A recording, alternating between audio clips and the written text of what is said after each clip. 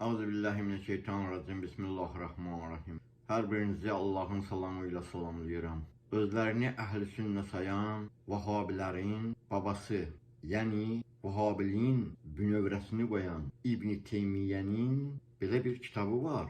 Minhədis Sünnətul Nəbəviyyə kitabı.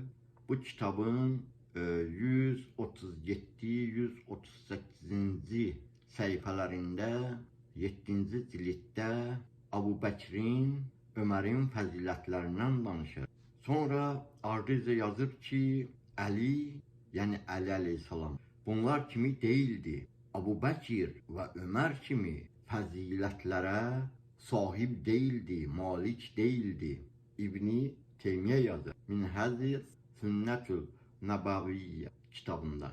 Teymiyyə yazır ki, sahabələrdən və bu yerə diqqət eləmək lazımdır. Teymiyyə yazır ki, sahabələrdən və tabeinlərdən bir çoxu Əli əleyhissalamı mən deyirəm, Əlini düşmən bilirdilər. Ona kim bəsləyirdilər? Onu, yəni Əlini söyürdülər və onunla vuruşurdular. Ey gözəl müsəlman xalq, diqqət yetirək. Əli sahabədir, Əli əleyhissalam. Özdə necə bir sahabə? 5 yaşına qədər Peyğəmbərimiz sallallahu aleyhi və səlləm Əli əleyhissalamın evində Əli əleyhissalamla bir yerdə olub. Yəni, əmisi Əbu Talibin evində olub Peyğəmbərimiz. Peyğəmbərimiz və Əlinin atası Əbu Talib himayədarlıq edib.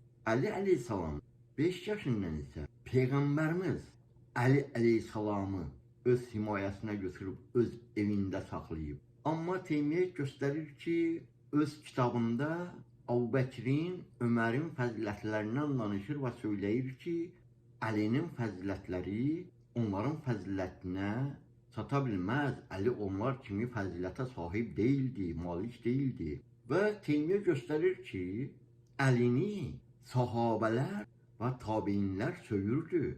Əlini özlərinə düşmən bilirdilər. Əli ilə vuruşurdular. Əli sahabədir. Vahabilər nə söyləyir? Gecə-gündüz öz YouTube kanallarında əyləşib deyirlər ki, insanların başını xarab edirlər öz cəfəngahları ilə. Söyləyirlər ki, sahabələrə toxunmaq olmaz.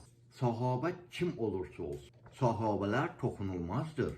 Hətta onları tənqid etmək olmaz. Sahabəni söyən şəxs Vahabilər söyləyirlər ki, adam deyil.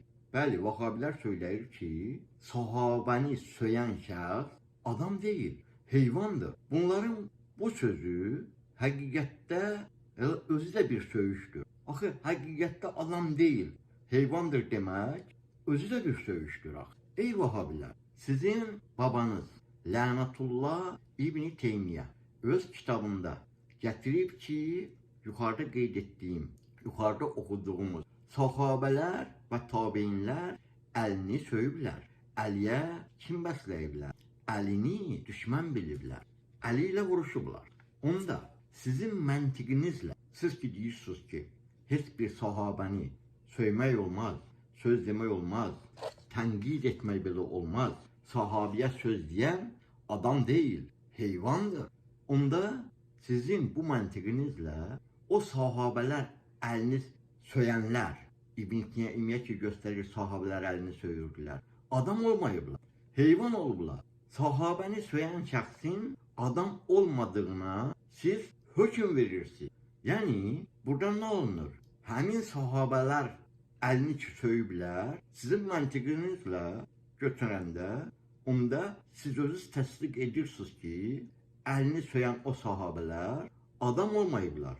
Onda siz onları adam hesab etmirsiniz. Adam hesab etmirsinizsə, axı bu özü elə söyüşdür də, insanı adam hesab etmirsən. Çünki o sahabəni söyüb.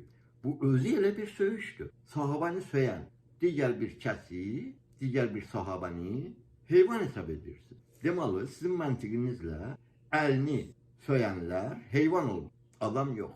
Özünüz də bu məntiqlə, bu ağılla, bu hökmlə özünüzü adam hesab etmirsiniz. Vəssalam, tamam. Özünüz üçün fitva veribsiniz ki, adam değilsiniz.